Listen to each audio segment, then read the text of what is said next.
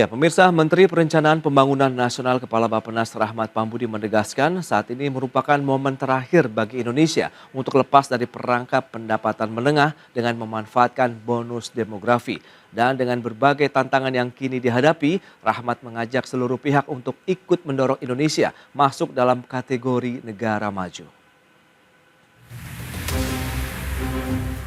Dalam paparan di hadapan Komisi 11 DPR RI pada pekan lalu, Menteri Perencanaan Pembangunan Nasional Kepala Bappenas Rahmat Pambudi menegaskan, saat ini merupakan momen terakhir bagi Indonesia untuk dapat lepas dari perangkap pendapatan menengah atau middle income trap.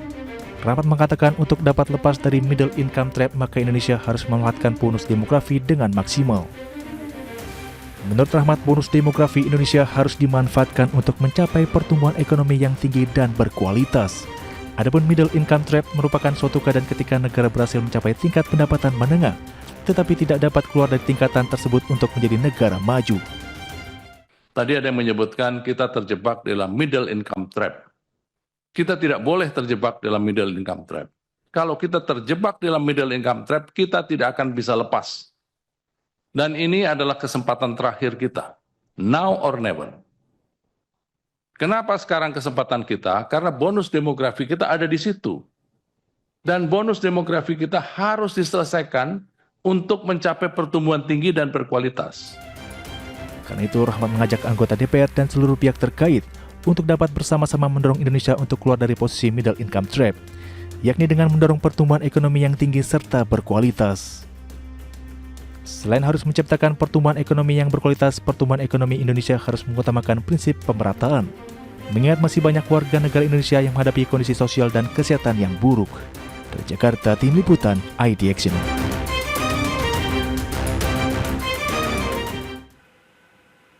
Ya, pemirsa, untuk membahas tema kita kali ini, strategi lepaskan Indonesia dari perangkat pendapatan menengah, kita sudah tersambung melalui Zoom bersama dengan Bapak Ajib Hamdani, analis kebijakan ekonomi Asosiasi Pengusaha Indonesia atau APindo. Halo Pak Ajib, apa kabar? Sangat baik, Mas Pras. Baik, terima kasih juga atas waktu yang disempatkan. Kemudian kita sapa langsung Profesor Didin S. Damanhuri, ekonom senior Indef. Halo Prof. Didin, apa kabar?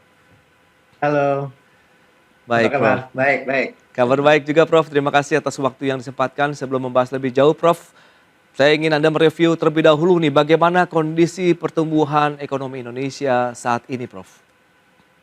Ya, selepas kita pandemi yang pertumbuhan ekonomi mengalami penurunan drastis 2,03%, kemudian tahun berikutnya udah masuk ke 3,7% dan 5,2% 2023, dan terakhir ini 2024 kemungkinan sekitar 5%, sedikit.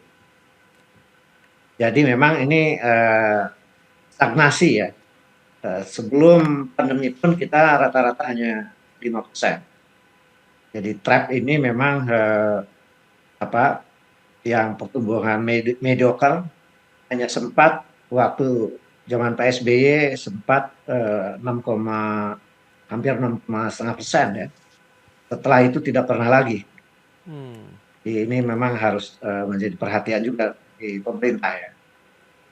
Baik. Nah, kalau kita lihat dengan kondisi yang ada, lebih karena faktor apa nih, Prof. Didin, kalau kita cermati begitu, kalau Anda katakan stagnasi terjadi dari sisi pertumbuhan ekonomi Indonesia? Ya, ini kompleks ya. Kalau mempelajari negara-negara yang pernah terkena middle income trap, ada beberapa negara Amerika Latin, kemudian Indonesia, menurut saya ada masalah yang mikroekonomi, makroekonomi, bahkan politik ya. Oke. Jadi ini sambung menyambung, nggak bisa hanya heroic assumption ya, ingin jadi negara maju lalu kemudian misalnya hanya berkutat di masalah mikroekonomi atau hanya makroekonomi, tapi ekosistem politiknya tidak dibenahi, maka belajar dari negara lain biasanya lalu trap itu akan berkelanjutan, middle income trap itu. Indonesia ini kan ya reformasi ya, katakanlah tahun 2000 sampai 2025 ini pendapatan per kapita kita itu hanya naik 4,5% ya, hampir 5%. Oke. Padahal zaman pemerintahan Pak Harto itu naik dari 80 sampai 1000 ya, itu kira-kira 15 kali lipat ya. Ini hanya 4 kali lipat. Sudah sama-sama 25 tahun, hampir sama ya periodenya. Jadi ini peringatan keras, termasuk dari Menteri Perencanaan Pembangunan bahwa tidak boleh itu, ya harus ada solusi yang multifaset. Ya. Masalah bonus demografi, masalah sumbangan PDB dari hanya konsumsi masyarakat, masalah ekosistem politik yang memang tidak kondusif ya, era reformasi 10 tahun terakhir terutama. Baik, Prof. Nah, kita ke Apindo nih. Pak Ajib, lantas bagaimana dunia usaha, khususnya usaha manufaktur selama ini dimaksimalkan bagi pertumbuhan ekonomi Indonesia? Mengingat sektor ini kan juga salah satu penopang utama PDB Indonesia. Dari kacamata Apindo seperti apa? Oke, Mas Pras, kalau kita melihat bagaimana sektor manufaktur, memang sektor manufaktur dari sisi volume kita terus mengalami peningkatan. Gimana kalau kita lihat di data tahun 2024 kemarin, Mas Pras, itu volume transaksi sektor manufaktur kita lebih dari 240 miliar US dollar. Dan bahkan ini sekitar di nomor 12 besar dunia. Tetapi kalau kita lihat dari sisi rasio atas PDB, memang ini terus mengalami pengurangan prosentase, kira-kira begitu. Dan inilah kita sebut deindustrialisasi. Dan kalau kita lihat di data terakhir, Mas Pras, sektor manufaktur itu bahkan rasionya hanya di bawah 20%. Lebih tepatnya hanya di angka sekitar 18,98%.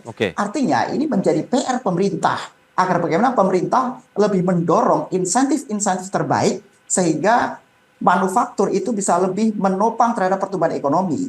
Karena kalau kita lihat, Mas Pras, bahwa manufaktur ini adalah prinsip dari hilirisasi. Karena manufakturnya akan mengolah dari barang mentah menjadi barang setengah jadi, atau barang setengah jadi bahkan menjadi barang jadi. Sehingga ada nilai tambah yang maksimal dalam proses bisnis tersebut. Jadi harapan kita, kalau kita ingin membuat lompatan ke arah negara maju, maka tentunya diharapkan lebih banyak nilai tambah atas komoditas-komoditas unggulan yang dipunyai oleh Indonesia, Mas Pras. Dan salah satunya adalah tentunya melalui peningkatan kualitas sektor manufaktur. Dan tentunya sektor manufaktur akan berbanding lurus dengan investasi. Nah, dan kalau kita lihat, Mas Pras, bahwa investasi di Indonesia itu Kementerian Investasi dan Hilirisasi itu mempunyai target lebih dari 13.000 triliun untuk 5 tahun ke depan. Dan bahkan kalau kita lihat, Mas Pras, di tahun 2025 ini targetnya itu mencapai 1.900 triliun. Nah, angka-angka investasi ini ketika bisa tercapai, maka ini bisa mendongkrak sektor manufaktur, bisa mendongkrak hilirisasi, dan juga saya pikir ini akan berkontribusi positif terhadap pertumbuhan ekonomi secara agregat. Dan kalau kita lihat bagaimana narasi besar Pak Prabowo Subianto itu untuk kita menuju negara maju di tahun 2045, itu pertumbuhan ekonomi harus di atas 6%. Dan bahkan kalau kita lihat Pak Prabowo mempunyai target yang lebih ambisius, mencapai angka lebih dari 8% setahun. Dan ini tentunya angka yang sangat challenging, dan beberapa prasyarat harus kita bisa penuhi untuk bisa melompat ke arah negara maju, untuk bisa kita lebih melompat pertumbuhan ekonominya di atas 8%. Kira-kira demikian, Mas Pras. Baik, nanti kalau Anda lihat ke depan begitu, Pak Ajib, seperti yang sudah disampaikan oleh Prof. Didin tadi, ada permasalahan cukup kompleks dari sisi mikroekonomi kita, makro, dan juga politik. Nah, lantas apakah kita memang butuh booster yang lebih kuat lagi kah, atau bagaimana? Kalau kita bicara mengenai insentif kan juga sudah banyak insentif yang diberikan begitu terhadap industri khususnya manufaktur misalnya. Pak Ajib, silakan. Oke, sebelum konteks boosternya dan insentifnya, Mas Pras, kita harus lihat dulu apa sih bottlenecking di sektor manufaktur. Kita catat paling nggak ada 4 hal, Mas Pras. Bottleneck dalam konteks manufaktur. Pertama berbicara regulasi, di mana regulasi kita ini terlalu panjang, terlalu rumit, dan terlalu lama. Sehingga ini akan mengganggu sebuah proses bisnis, dan competitiveness di Indonesia akan relatif kurang bisa bersaing dengan Singapura, dengan Malaysia, bahkan dengan Vietnam serta Thailand. Ini yang menjadi PR pertama kita. Seharusnya pemerintah lebih mendorong deregulasi sehingga memberikan insentif positif dan memberikan dampak terhadap sektor manufaktur yang lebih baik. Ini problem pertama. Problem kedua adalah berbicara masalah SDM atau kualitas sumber daya manusia, di mana memang produktivitas dan daya saing SDM kita masih rendah. Dan bahkan kalau kita lihat data, Mas Praf, dari survei Apindo itu hanya sekitar 26% pengusaha yang puas dengan kualitas karyawannya. Nah, dan memang ini kemudian relevan dengan kalau kita lihat data, bahkan di Indonesia ini SDM yang lulus S1 itu hanya kisaran 12%. Paling banyak itu lulusan SD, itu hanya di kisaran 36%. Ini Oke. menjadi relevan dengan hasil survei Apindo. Hanya 26% pengusaha yang puas dengan SDM yang ada. Harapan kita adalah bagaimana pemerintah bisa mendorong, bagaimana SDM ini bisa meningkatkan daya saing dan produktivitasnya. Yang ketiga adalah berbicara masalah teknologi. Teknologi tentunya menjadi isu utama agar kita bisa mendorong sektor produksi yang menjadi lebih baik dan punya daya saing terhadap dalam konteks global. Dan terakhir adalah berbicara masalah efisiensi. Di mana memang efisiensi kita masih sangat kurang bisa bersaing, Mas Pras. Bahkan termasuk misalnya berbicara sektor transportasi atau logistik. Sektor logistik itu beban kita lebih dari 20% misalnya. Ini tentunya mengurangi tingkat efisiensi manufaktur. Dan ketika efisiensi kita itu cenderung lemah, maka ini menjadi problem karena daya saing kita yang kurang maksimal dalam konteks global. Kira-kira demikian, Mas Pras. Baik, Pak Kemudian, Ajib. melihat dari 4 problem ini, makanya pemerintah harus memformulasikan bagaimana masing-masing problem ini bisa diurai dengan regulasi-regulasi yang pro dengan industrialisasi. Kira-kira demikian, Mas Pras. Baik, Pak Ajib. Nah, Prof. Didin, kalau kita bicara mengenai beberapa poin yang sudah disampaikan, salah satunya adalah teknologi tadi dari Pak Ajib. Negara-negara lain seperti Korsel, Taiwan, semuanya bisa keluar dari middle income trap karena mampu menerapkan industrialisasi yang berbasis iptek dan juga pertumbuhan ekonomi yang berbasis produktivitas. Lantas, bagaimana? Apakah ini bisa menjadi acuan bagi ekonomi Indonesia? Prof. Didin, kita bahas nanti di segmen berikutnya. Kita akan jeda dulu sebentar ya, Prof. ya. Baik, pemirsa, jangan beranjak dari tempat Anda. Kami masih akan segera kembali sesaat lagi.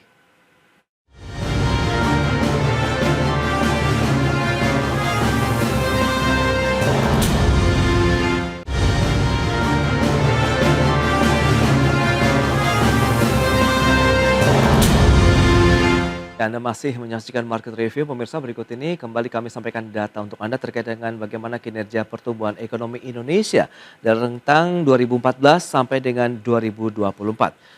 Ini dia, memang kita rata-rata masih bertumbuh di angka 5%-an begitu yang seperti disampaikan Prof. Didin tadi, stagnasi dari pertumbuhan ekonomi Indonesia terjadi begitu dari sisi mikro, makro, politik, kemudian juga dari sisi industri manufaktur yang disampaikan Pak Ajib, ada regulasi, competitiveness, kemudian teknologi dan efisiensi. Baik, itu dia bagaimana kinerja pertumbuhan ekonomi Indonesia. Kemudian bagaimana 10 negara besar dengan PDB terbesar. Yang pertama ada China, 39,44 triliun dolar Amerika Serikat, kemudian ada Amerika Serikat, India, Rusia, Jepang, Jerman, dan Indonesia di 4,98 triliun dolar Amerika Serikat. Baik, kita lanjutkan kembali perbincangan bersama dengan Prof. Didin Sdamanhuri, ekonom senior Indef, kemudian juga ada Pak Ajib Hamdani, analis kebijakan ekonomi Apindo. Baik, Prof, sempat tertunda kalau kita bicara mengenai sejumlah negara yang berhasil lepas dari jebakan kelas menengah ini. Apakah itu bisa dijadikan acuan Indonesia atau memang tantangan yang dihadapinya pun berbeda begitu dengan yang dimiliki Indonesia saat ini, Prof? Iya, kalau belajar dari Korea misalnya, memang sejak Pak Chung Hee ya, itu kan dengan authoritarian rezim ini dan mengerahkan perwira memimpin industri, diawali dengan keras begitu, mengerahkan mobilitas sumber daya mereka, apakah itu termasuk ada land reform. Land reform, bagaimana nanti masyarakat bawah akses pada kemajuan industrialisasi yang spektakuler dari Korea Selatan ini.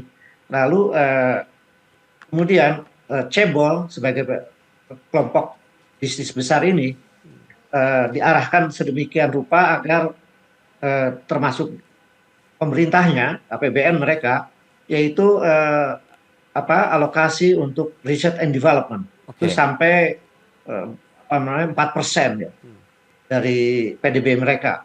Lalu kemudian mereka memilih industri-industri unggulan, elektronik, kemudian belakangan otomotif, kemudian bahkan industri perkapalan yang tadinya dikuasai paling tinggi di dunia adalah Jepang,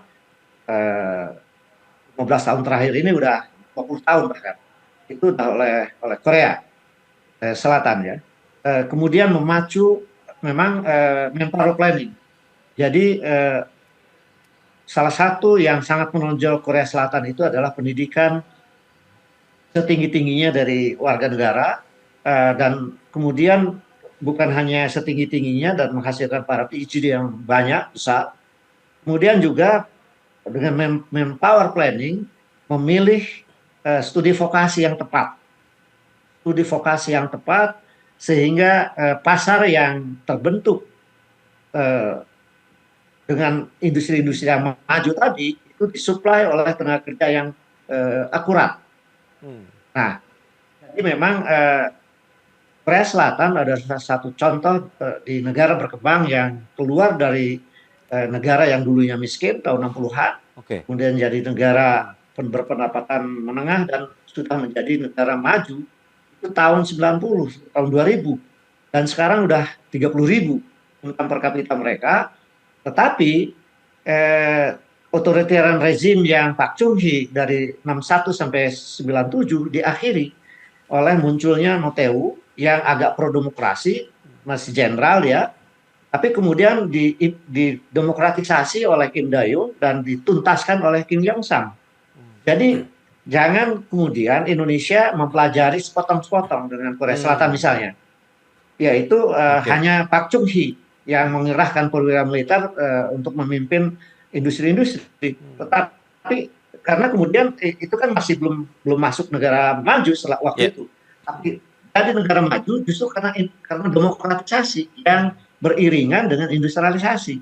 Ini saya kira harus dipelajari karena kita cenderung sekarang simplifikasi untuk menyimpulkan keluar dari negara maju dengan model otoritarian itu. Baik, Prof. Didin. Nah, Pak Ajib, lantas kalau dari sisi dunia usaha begitu, perlu langkah ekstraordinari seperti apa yang diharapkan kalau kita memang bisa terlepas kalau misalnya tadi Menteri Perencanaan Pembangunan Nasional menyebutkan bahwa ini adalah momentum yang tepat kalau kita bisa benar-benar harus keluar dari jebakan kelas menengah ini. Oke. Sebelum masalah strateginya, tadi saya mau menanggapi dari Prof. Didin yang sangat menarik datanya tadi. Ketika Prof. Didin membandingkan kita dengan Korea Selatan, saya sangat sepakat karena orientasi kita ke sana harus kalau ingin menjadi negara maju. Tapi Prof. Didin izin menyampaikan bahwa misalnya tadi Chaebol atau grup konglomeratnya di Korea Selatan, 10% orang yang di sana itu menguasai 50% kekayaan di Korea Selatan. Beda dengan Indonesia, Prof.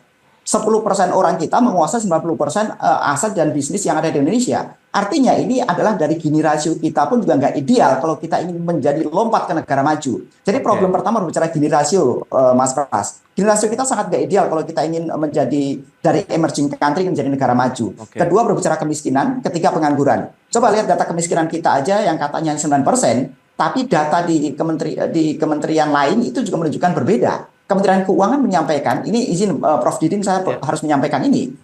Kita hanya dibilang hanya 25 juta orang yang miskin, data BPS. Tapi kalau kita lihat data dari BPS Kesehatan misalnya, ada 96 juta orang yang menerima PBI atau penerima bantuan iuran. Artinya itu juga definisi orang miskin yang menerima PBI. Artinya kita dari data pun juga nggak sinkron. Padahal kemiskinan jadi salah satu faktor utama untuk kita sulit membuat lompatan ke negara maju. Nah, ini poin-poin utamanya, Mas Pras. Tapi oke, kalau kita ke apa solusinya agar kita bisa melompat? Saya punya 4 catatan kalau kita ingin mendorong ke arah negara maju. Satu, berbicara investasi sudah pasti. Karena sementara ini investasi kita hanya mempunyai ruang yang sempit untuk menjadi leveraging atau daya ungkit ekonomi. Per sekarang 57% itu ditopang oleh konsumsi rumah tangga. Yang notabene menjadi sebuah kondisi yang kurang ideal. Idealnya adalah investasi.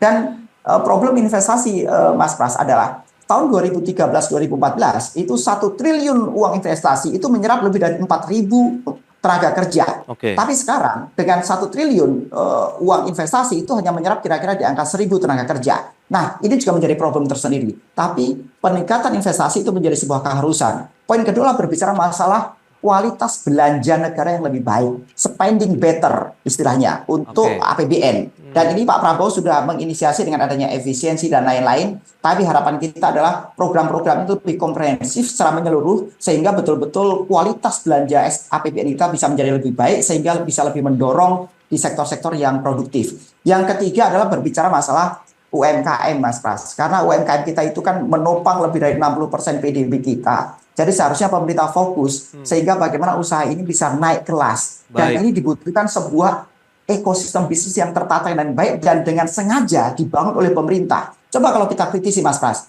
orang terkaya nomor 1 Thailand itu dia membangun kerajaan bisa di Indonesia misalnya. Nah, seharusnya pemerintah bisa mendorong banyak pengusaha-pengusaha daerah yang naik kelas dengan sektor-sektor misalnya di sektor agro, di sektor maritim, di sektor Oke. perkebunan dan lain-lain. Dan terakhir berbicara masalah hilirisasi. Karena hilirisasi ini bisa mendorong peningkatan nilai tambah. Dan kalau kita ingin menjadi negara maju, maka komoditas-komoditas unggulan yang dipunyai di Indonesia harus ditingkatkan nilai tambahnya dan harus didorong pengusaha-pengusaha lokal yang mempunyai peran serta untuk mereka bisa naik kelas. Kira-kira demikian Mas Pras. Baik, kita ke Prof. Didin. Terakhir lantas bagaimana Anda melihat potensi Indonesia akhirnya bisa terlepas dari middle income trap begitu, Prof?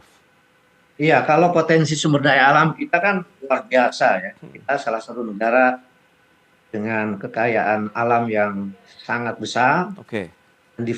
biodiversity yang sangat lebar, besar, baik itu darat, laut, bahkan laut dalam ya. Ya.